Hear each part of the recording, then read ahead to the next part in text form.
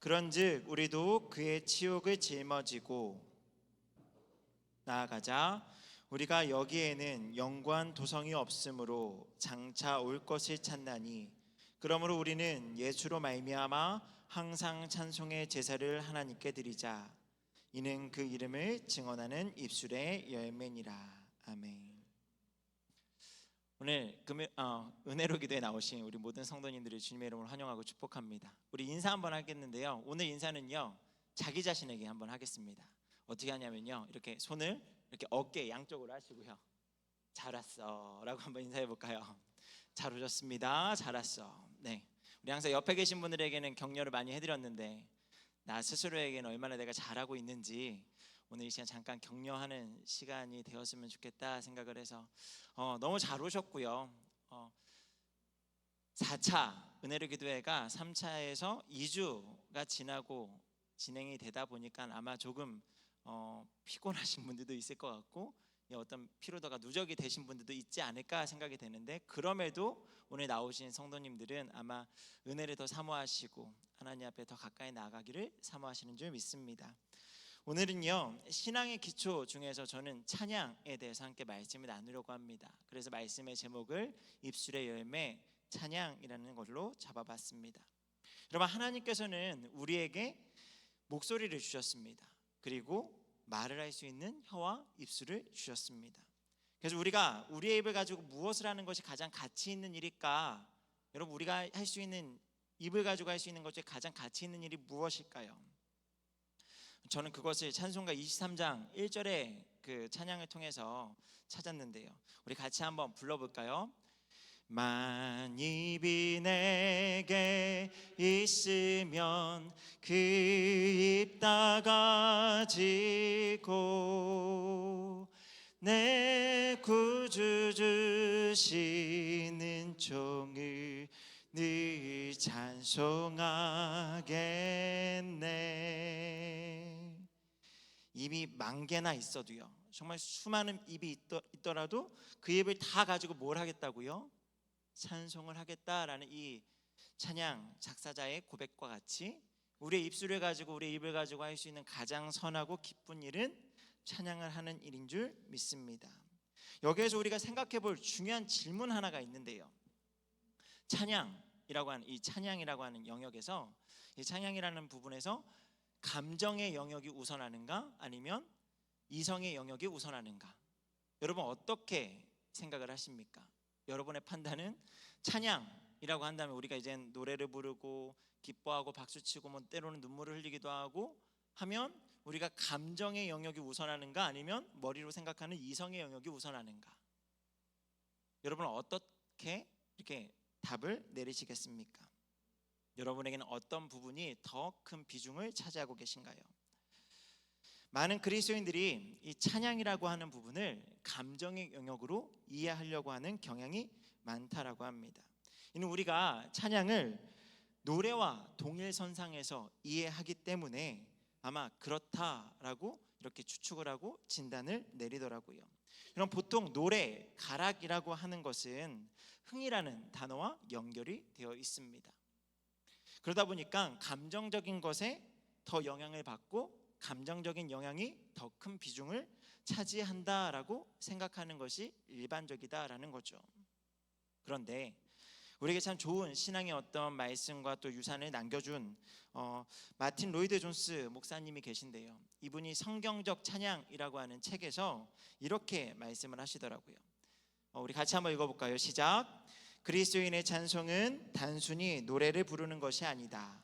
묵상하는 것을 포함하고 그것이 찬양이 되어야 한다. 그리스도인의 노래는 매우 지적인 노래이다.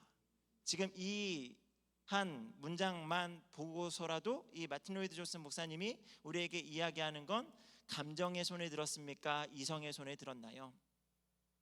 네, 적어도 이성의 손에 들었다라는 것을 제가 보여드린 이 우리가 읽은 이 내용을 통해서 알 수 있습니다.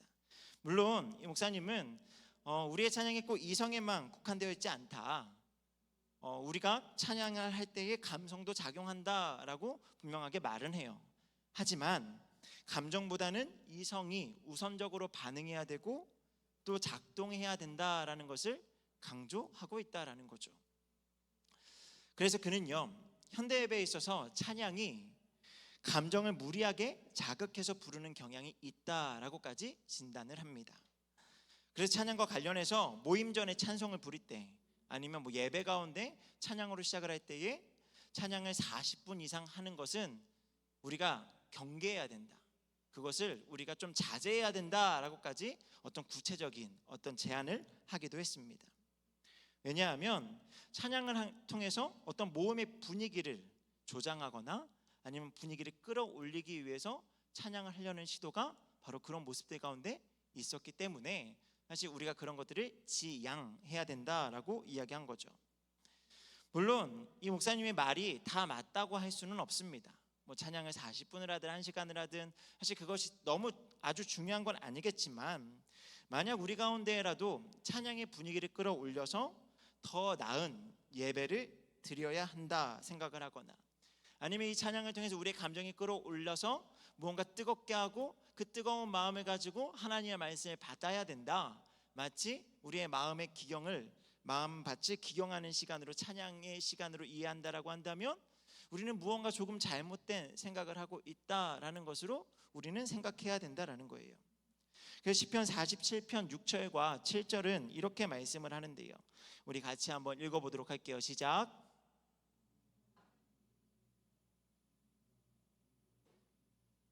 하나님은 온 땅의 왕이심이라, 지혜의 시로 찬송할지어다. 지금 하나님을 찬송하라 찬송하라 계속 반복해서 시인은 이야기합니다. 그러면서 무슨 시로 찬양을 하라고 이야기하죠? 지혜의 시로 찬송할지어다 라고 이야기합니다. 근데 여기에서 등장하는 이 지혜라는 단어가 어떻게 우리가 이해할 수 있냐면, 이해력이라는 단어로 우리가 이해할 수 있어요. 그러니까 지혜라고 하는 것이 이해를 하는 것을 통해서 하나님을 찬양해야 된다라는 거죠.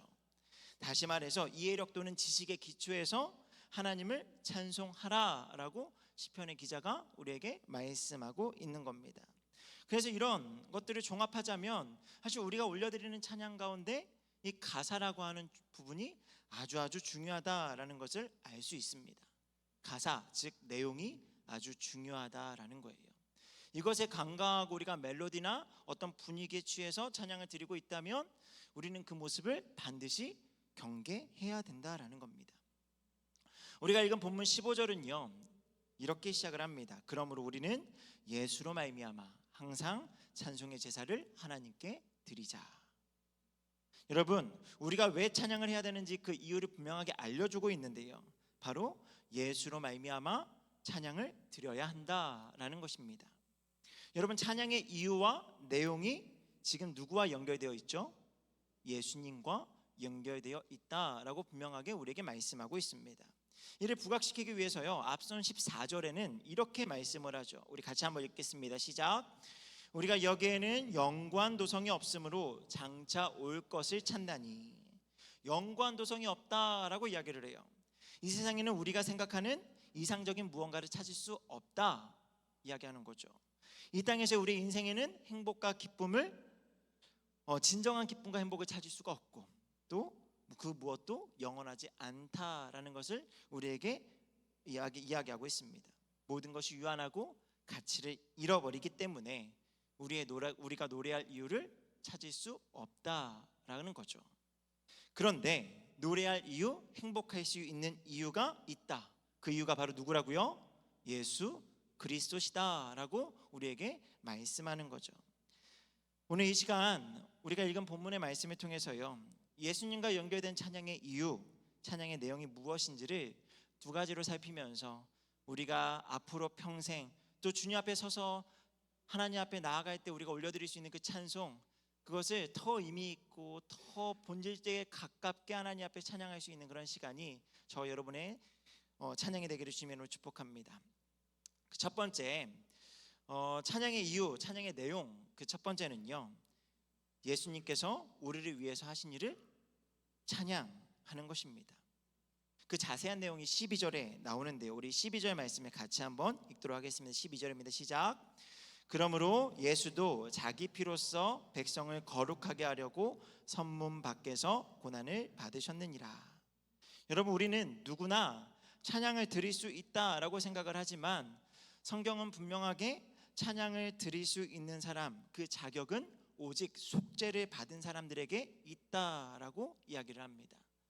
그냥 우리와 같이 흥얼거릴 수 있고 노래를 부를 수는 있지만 그것이 찬양이 될 수는 없다라는 거예요. 예수님의 피를 통해서 하나님께 성별되는 것이 찬양의 근거고요, 하나님이 받으시는 조건이다라는 것을 우리에게 말씀하는 거죠. 여러분, 우리가 주님을 찬양할 수 있고 주님을 찬양해야 되는 이유는 바로 예수님께서 우리를 위해서 피 흘리시고 죽으셨기 때문에 우리는 찬양을 해야 하고 찬양할 수 있는 줄 믿습니다. 이것이 전제되지 않으면 우리가 올려드리는 그 어떤 찬양도 그냥 노래에 지나지 않는다라는 거예요. 여러분, 영원한 죽음에 대해서 생각해 보신 적 있으십니까? 영원히 죽는다.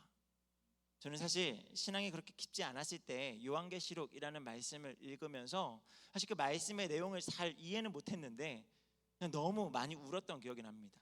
그렇게 막 되게 나름 이게 마음이 강해서 많이 안 울어봤는데 진짜 하나님께서 어떻게 마음을 움직였는지 요한계시록 말씀을 읽으면서 막 눈물이 나고 무섭고 떨리더라고요. 왜냐하면 주님께서 다시 오시는 날이 그 마지막 날의 심판의 날에 우리 인생이 어떻게 되는가를 성경 말씀이 기록하고 있잖아요.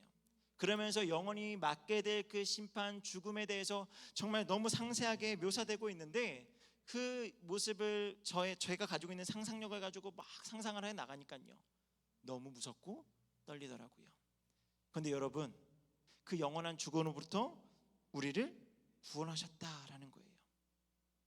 우리가 죽어야 되는 그 자리에서 우리 대신 예수님께서 대신 죽으셨다라는 겁니다. 그래서 우리는 더 이상 그 심판을 두려워하지 않아도 된다, 이것을 우리에게 선언하셨다라는 거죠. 여러분, 그런 사랑을 받은 우리가 예수님의 구원과 사랑 말고 더 기뻐할 것이 무엇이 있겠습니까? 더 감사할 내용이 무엇이 있을까요? 이미 우리 안에는요, 예수님께서 우리를 위해서 하신 그 일 한 가지만으로도 충분히 하나님을 찬양하고 노래할 이유가 다 주어졌다라는 거죠. 물론 다른 이유들로도 우리는 소소하게 기뻐할 수 있습니다. 그것 가운데 감사를 표현할 수도 있습니다. 하지만 주님께서 하신 일과 비교할 때 우리가 인생 가운데 맡게 되는 소소한 그 기쁜 일들, 좋은 일들은 사실은 그 어떤 것도 비할 수 없는 크고 놀라운 사랑이 바로 예수님께서 하신 일이다라는 거예요. 생명보다 귀한 것은 우리 인생 가운데 없다라는 것을 우리는 너무나 잘 알고 있기 때문에 우리는 더 기뻐하며 찬양할 수 있습니다. 그러므로 주님께서 우리를 위해서 행하신 그 놀라운 일을 노래하는 것이 우리의 찬양, 그 첫 번째 이유이자 그 내용이 되는 줄 믿습니다. 그렇다면 우리가 주님을 찬양하고 우리가 주님을 노래하는 그 내용, 그 두 번째는요, 주님의 제자의 길을 걸으면서 받게 되는 그 고난 속에서 우리가 갖는 실존적인 고백이 찬양의 내용이 되어야 돼요.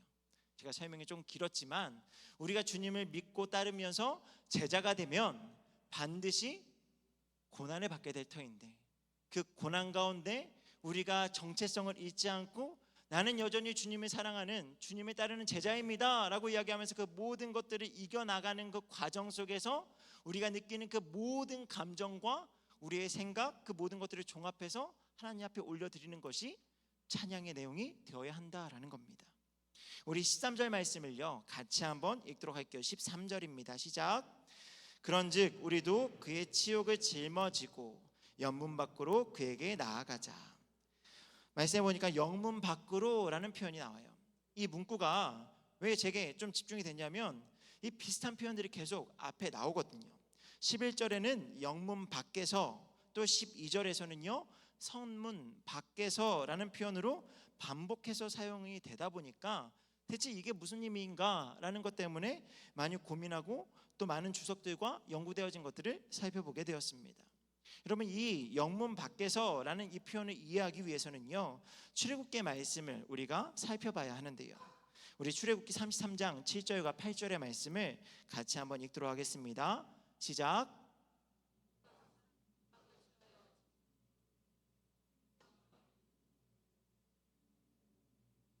여호와를 앙모하는 자는 다 진 바깥 회막으로 나아가며 모세가 회막으로 나아갈 때에는 백성이 다 일어나 자기 장막문에 서서 모세가 회막에 들어가기까지 바라보며. 오늘 이 33장의 말씀은요, 금송아지 사건 이후에 하나님께서 자신의 임재를 어디에서 나타내시겠다라고 하는 말씀을 알려주시는 건데, 어디에서 나타내준다라고 말씀하냐면 짐 밖에서 내가 너희에게 나타날 것이야 라고 말씀을 하세요. 오늘 우리가 아까 살펴보았던 반복되었던 영문 밖에서 라는 표현과 이것이 지금 연결되어져 있다라는 겁니다. 금송아지를 세웠다라는 것은요, 하나님을 거부했다라는 것을 우리에게 알려주는 거죠. 그래서 거부당하신 하나님께서 이스라엘 백성들 가운데 그 영내, 원래 하나님과 만나던 그 영내에서 만나는 것이 아니라 어디서 만나시겠다고요? 진 밖에서 만나시겠다, 지금 말씀하시는 거예요. 하나님이 광야의 진 밖에서 자신의 임재를 보이셨다라는 것을 다시 떠올리게 해주는 문구가 바로 우리가 읽었던 영문 밖에서라는 표현입니다. 여러분, 예수님께서도 사람들로부터 어떤 대우를 당하셨죠? 거부당하셨잖아요. 금송아지 사건을 통해서 이스라엘 백성들이 하나님을 거부했던 것처럼 예수님께서도 이 땅에 구원자로 오셨고 하나님의 아들이라 자신을 드러내셨지만 사람들로부터 거부당하셨다라는 겁니다. 그래서 이전에 하나님의 임재를 나타내는 그 사건을 다시 한번 이스라엘 백성들, 특별히 유다 사람들 가운데 이 사건을 상기시키시면서 내가 너희들 가운데 만나는 것이 바로 이 영문 밖에서 너희들과 만날 것이다 라고 하면서 하나님의 임재, 예수님의 임재가 바로 이 영문 밖에서 이루어질 것이다 라고 이야기하는 거예요. 다시 말해서 영문 밖에서 뭐가 드려진다고요? 예배가 드려진다라는 겁니다. 그런 영문 밖으로 나아가자라는 말은요, 그곳에서만 하나님의 임재를 경험할 수 있다, 아니 그곳에서 더 깊이 하나님을 만날 수 있다라는 것을 우리에게 알려주는 거고요. 그것이 우리의 예배가 되어야 한다라는 것을 이야기합니다. 그런데 여기 아주 중요한 단서 하나가 붙어요.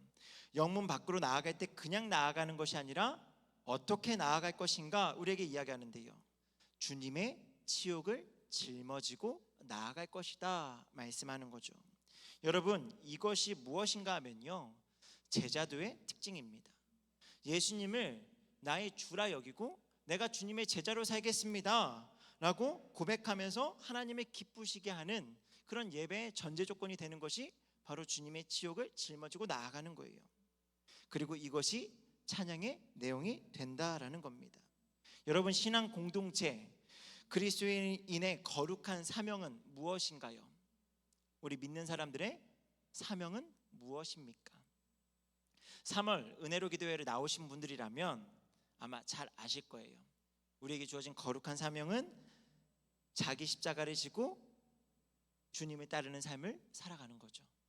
주님의 제자가 되어서 때로는 고난과 수치와 그 모든 어려움을 당할지라도 주님을 버리지 않고 주님만을 위해 살겠다 고백하는 인생, 그렇게 나아가는 것이 우리에게 주어진 거룩한 사명인 줄 믿습니다.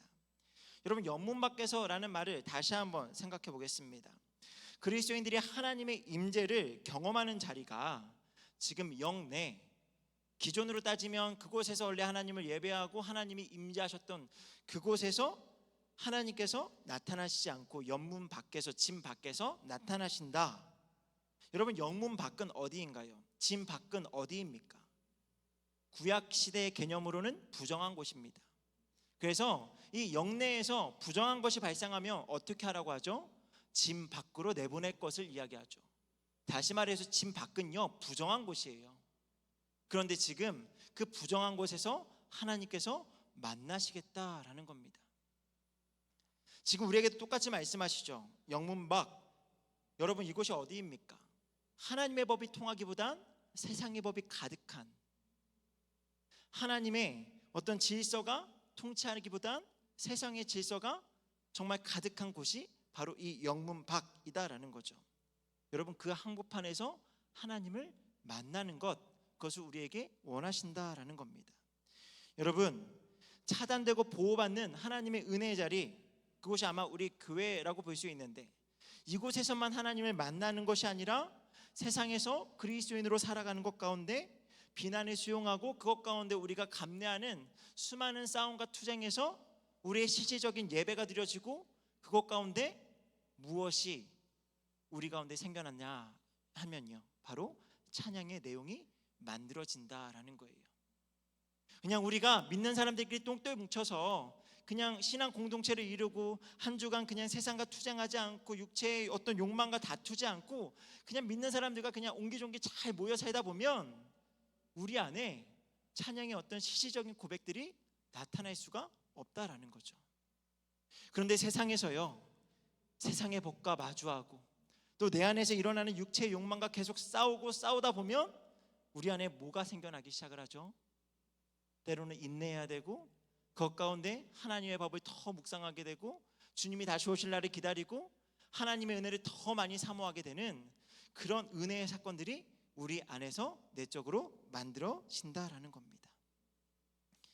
그래서 여러분, 우리가 그렇게 영문 밖에서 하나님을 예배하고자 하나님의 말씀 가운데 살아가고자 그렇게 다짐하고 또 싸워 나갈 때 우리의 찬양의 고백이 풍성해지는 거죠. 그때 비로소 찬양이 완성이 되는 겁니다. 여러분, 그래서 15절 말씀에 보면요, 찬송의 제사를 드리자라고 이야기합니다. 여러분, 여기에 제사라는 단어가 어떤 단어가 쓰이냐면 영어로 sacrifice라고 하는 희생이라는 단어가 쓰여요. 여러분, 찬양을 드릴 때 여러분 무엇을 희생하셨습니까? 우리가 찬양을 드린다라고 이야기할 때 우리가 희생의 찬송을 드리자라고 이야기하는 것이 어떤 의미일까요? 우리가 목이 조금 아프게 아니면 열정적으로 박수를 쳐서 힘을 다해서 막 춤을 추며 노래를 부르는 것, 이것이 우리의 희생이 되던가요? 아니죠. 무엇이 희생의 제사입니까? 우리가 말씀 가운데 살려고 노력하고 주님의 고난에 동참하고 주님의 지옥에 짊어져서 때로는 주님 대신에 우리가 수치를 당하고 그렇게 살아가는 그 내용들이 우리의 찬양의 내용이 되고, 그것이 희생의 제사, 희생의 찬송으로 하나님께 올라간다라는 겁니다. 그래야만 우리가 이런 찬양들을 마음을 다해 부를 수 있는 거예요. 우리 336장 1절 찬양인데요, 이 찬양 1절인데요, 우리 같이 한번 불러볼까요? 시작. 환난과 핍박 중에도 성도는 신앙 지켰네. 이 신앙 생각할 때에 이미 충만하도다. 성도의 신앙 따라서 죽도록 충성하겠네. 우리 세상에서 말씀 가운데 살려고 몸부림치지 않으면요, 사실 우리가 이 찬양을 부를 때 아무런 감동이 없습니다. 우리의 마음을 들여 다해서 올려드릴 수 없다라는 거죠. 323장 3절의 찬양도 같이 한번 불러보겠습니다.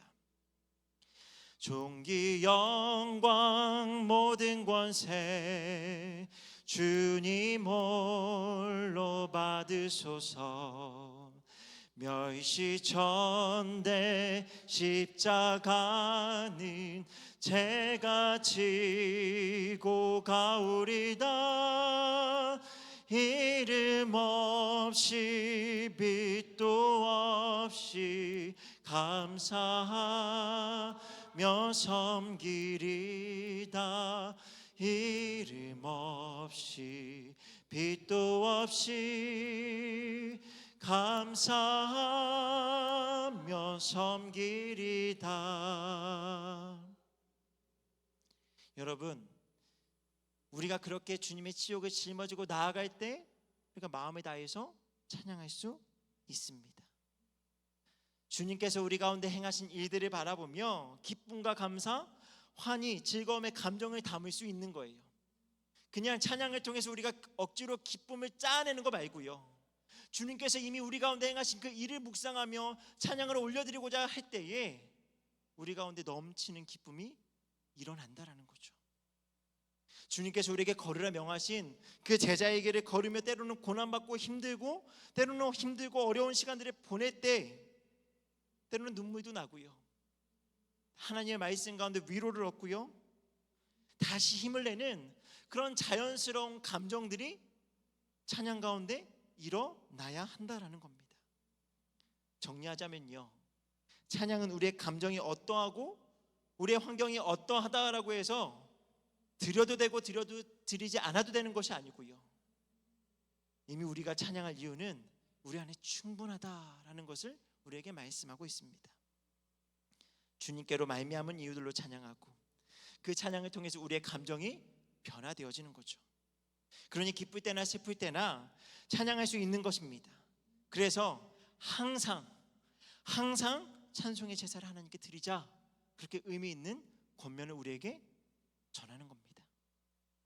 그리고 그것을 또 다른 표현으로 입술의 열매라고 우리에게 말씀하고 있죠. 여러분, 열매라는 것은 우리가 어떨 때 발견하게 되죠. 내적인 작용을 통해서 완성되는 결과물이 바로 열매입니다. 그냥 갑자기 외부에서 만들어내는 거 말고요, 내부에서 일어나는 변화를 통해서 자연스럽게 밖으로 나타나는 결과물이 바로 열매라는 거예요. 여러분, 우리가 하나님을 찬양하는 것은요, 우리 안에서 감사가 일어나야지 열매로 나오는 거죠. 우리 안에서 하나님으로 인한 그 고난 수치를 당하는 것 가운데 그 마음에 여러 가지 복잡한 그 모든 것들이 우리 안에 자연스럽게 흘러나와서 하나님 앞에 올려드리는 것이 바로 우리의 입술의 열매, 찬양이 되는 겁니다. 그래서 우리가 마음을 다해 찬양할 수 있고 몸짓과 목소리, 우리의 모든 것을 다해서 하나님을 찬양하는 거죠. 그래서 다윗은요, 언약궤를 가져오면서 하나님을 찬양할 때 그의 바지춤이 내려갔음에도 불구하고 연연하지 않고요, 기뻐 뛰며 춤을 추며 찬양했다라고 고백을 합니다. 하나님을 찬양하는데 그 기쁨이 정말 주체할 수 없어서요, 하나님을 전심으로 찬양했다라고 고백을 하죠. 또한 하나님을 향한 신실한 믿음 가운데 그는 때로는 수많은 고난을 당했죠. 사실 제가 묵상하는 다윗의 인생은요, 기쁘고 즐거운 일들보다 정말 불행하고 힘들고 고난의 시간들이 더 많았던 인생임을 돌아보게 됩니다. 그런데 그가 하나님을 향해서 탄식하고 신음하는 일들이 참 많이 있는데 그 탄식과 신음이 이내 무엇으로 바뀌냐면요, 찬양으로 바뀌는 것들이 시편의 많은 말씀들을 통해서 우리에게 보여지고 있습니다. 그 중 하나가 시편 40편의 말씀인데요, 이 시편 40편의 내용을 가지고 우리가 너무나 잘 알고 있는 복음송 중에 하나가 만들어지게 되었습니다. 우리 한번 같이 불러보기 원합니다. 하나님의 음성을 듣고자 기도하며 귀를 기울여 기도를 들어주신다네.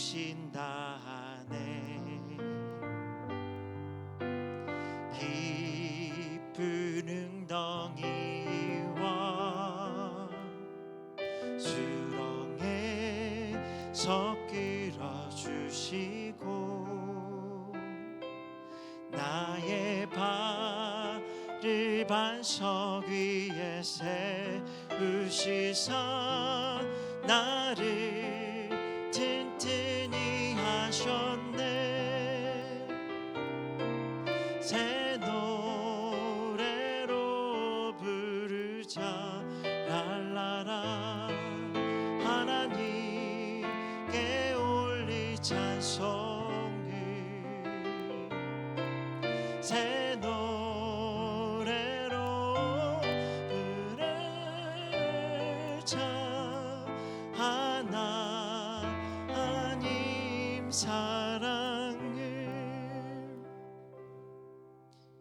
여러분, 시편 40편을 기록할 때 다윗은요, 큰 어려움에 처해 있었습니다. 우리가 아는 것처럼 하나님 중심으로 믿음 가운데 살려고 참 많이 노력했던 다윗이요, 말씀에 순종하려고 하고 하나님의 마음에 합한 대로 살려고 하다 보니까 원수 사울을 죽이지 못했습니다. 하나님께서 원하시는 대로 살려고 하다 보니까 더 편하고 쉬운 길을 가지 못했다라는 거죠. 그러면서 자신은 더 힘든 상황, 고난 가운데 빠지게 되었습니다. 그러면서 그런 힘든 가운데 이런 신앙의 고백을 올려드리는 거예요. 내용만 놓고 보자면 시편 40편은요, 하나님께서 이미 다윗의 인생을 정말 반석 위에 올려놓으신, 그래서 모든 문제를 해결하신 것처럼 보이는데요, 사실 시편 40편을 잘 묵상하면요, 하나님께서 때로는 구원하셨지만 지금도 여전히 다윗이 어려움의 상황 가운데 있다라는 것을 알 수 있어요. 그럼에도 다윗이 뭐라고 이야기하죠? 하나님을 찬송하자. 그것도 그냥 찬송하는 것이 아니라 새 노래를 지어서 하나님을 찬송하자 고백하는 거예요. 여러분, 우리가 찬양을 할 때 모습, 표정을 보면요, 우리의 신앙의 내면이 그대로 드러난다라고 이야기를 합니다. 가사 한마디 한마디에 자신의 신앙을 담고 자신의 삶을 들여다본다면 아마 우리의 찬양하는 모습은요, 지금 내가 가지고 있는 모습과는 전혀 다른 모습으로 바뀔 거예요. 기쁨의 찬양을 올려드릴 때에는요, 다윗과 같이 춤을 추며 찬양할 수 있고요, 마음을 다해 찬양할 때에는요, 우리가 때로는 주님 대신 짊어지는 그 십자가, 또 우리가 대신 당하는 그 치욕과 고난으로 인해서 눈물이 자연스럽게 나고요, 가운데 감격과 기쁨으로 하나님을 찬양할 수 있는 줄 믿습니다. 그래서 우리가 새 노래로 하나님을 찬양하게 되는 거예요. 말씀에 맺도록 하겠습니다. 신앙의 기초 중에 하나인 찬양은요, 우리 신앙생활에서 빼놓을 수 없는, 아니 절대로 떼놓을 수 없는 평생 우리가 가지고 가는 거겠죠. 그런데 우리가 어떠한 마음으로 찬양의 자리에서 찬양을 부르고 있는지, 하나님께 드리고 있는지 한번 돌아보시기 바랍니다. 예수님께서 말씀하시는 것처럼 사람의 입에서 나오는 것이 마음에서 나오는 것이다, 이것을 우리가 생각한다면 우리의 마음, 우리의 신앙이 어떠하냐에 따라서 우리 입술에서 아름다운 것이 맺힐 수도 있고요, 더러운 것이 맺힐 수도 있습니다. 바라기는 오늘 말씀과 같이 찬송의 열매, 우리 입술의 열매가 찬송으로 맺어지기를 바랍니다. 주님께서 우리를 위해 십자가에서 이루신 일을 생각하며 정말 우리가 세상에서 표현할 수 없는 그 감사와 큰 기쁨을 하나님을 찬양하기 바라고요, 주님께서 명하신 제자의 길을 걸어가며 때로는 수치를 당하고 고난을 당하고 어려움을 당할지라도 주님께서 걸으라 하시는 그 길을 걸어가며 하나님의 말씀 안에서 위로를 얻고 주님께서 그 길을 걸어가신 것에 대해서 같은 마음을 가지며 그것 가운데 마음을 다해 하나님을 찬양하는 우리가 되기를 소망합니다. 그래서 날마다 새 노래로 주님을 찬양할 수 있는 저 여러분 모두가 되기를 주님의 이름으로 축복합니다. 우리 그런 의미에서요, 우리 아마 많이 부르지 않은 찬양일 수 있습니다. 찬양의 가사가요, 내 입술의 말과 나의 마음에 묵상이 주께 연락되기를 원합니다 라는 고백입니다. 그러면서 하나님께서 나의 반석이 되시고 나의 노래할 이유가 되시고 그런 나의 인생이 주님 앞에 축복이 되기 원합니다. 우리 이런 찬양의 가사를 생각하면서 처음 부르더라도요, 우리 가사에 집중하면서 우리 같이 한번 찬양하기 원합니다. 내 입술의 말과